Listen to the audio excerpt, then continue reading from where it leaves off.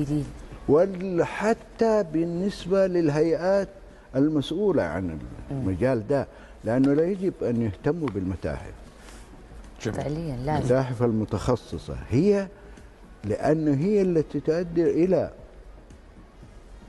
الثقافة البصرية. مدى دور هذا المجال في الحياة وما هو مجرد تزيين، لا، هذه رسائل بترسل. والعمل التشكيلي إذا ما كان رسالة ويعلم الآخر ويتعلم، صح، ليس له دور في الحياة.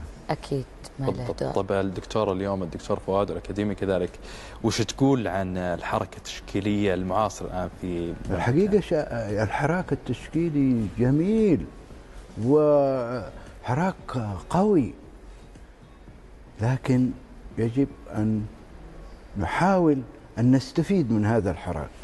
كيف؟ أكيد نستفيد منه بتبنيه ومتابعته ودعمه.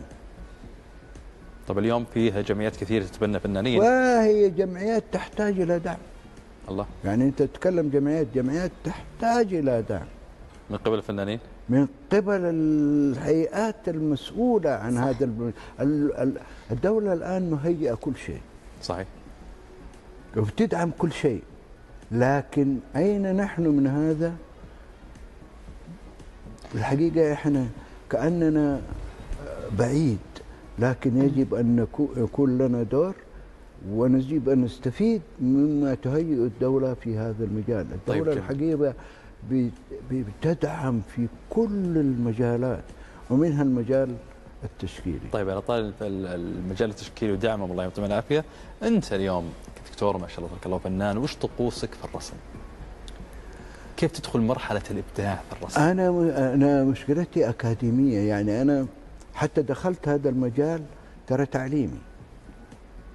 أنا في الأول كنت لاعب كورة ما شاء الله، لاعب وكابتن نادي الأنصار وأشياء كثيرة، ما شاء الله، لكن وجدت نفسي إني دراسة في المدرسة الصناعية قسم نقش وزخرفة فلازم أرسم. هذا بعد الابتدائي. بعد كده معهد التربية الفنية في الرياض لازم أشتغل أرسم، فدخلت يعني لازم تتعلم. فهو وجدت نفسي مدرس، طيب لازم أنا أتعلم حتى أعلم، فهي دخلت المجال ده، لكن وجدت إني لازم أبحث. طب أنا إيش دوري؟ إيش اللي ممكن أقدمه؟ هل أنا مجرد رقم؟ ولا يجب أن يكون لي دور في هذا المجتمع وأن أنقل للآخرين ما نملكه؟ بما معنى أني أنا سويت معارك كثيرة في دول كثيرة في العالم أثناء الدراسة أو أثناء العمل في الخارج، لأن أنا اشتغلت في الملحقية. فإحنا مين؟ أنا أبين لهم إحنا نملك الكثير والكثير والكثير، ونضاهي ما هو موجود، ونبينها بطريقة جمالية فنية إبداعية صراحة. لأنه لغة عالمية ما تحتاج ترجمة.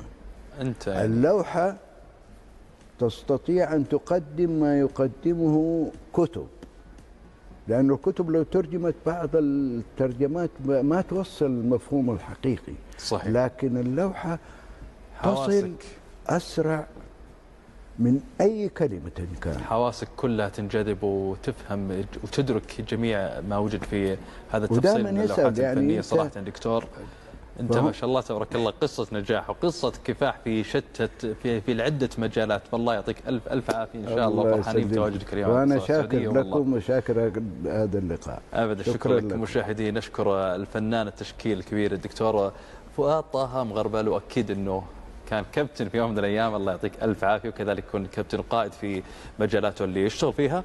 مشاهدين نطلع إلى فاصل ونرجع لكم من جديد. شكرا لكم.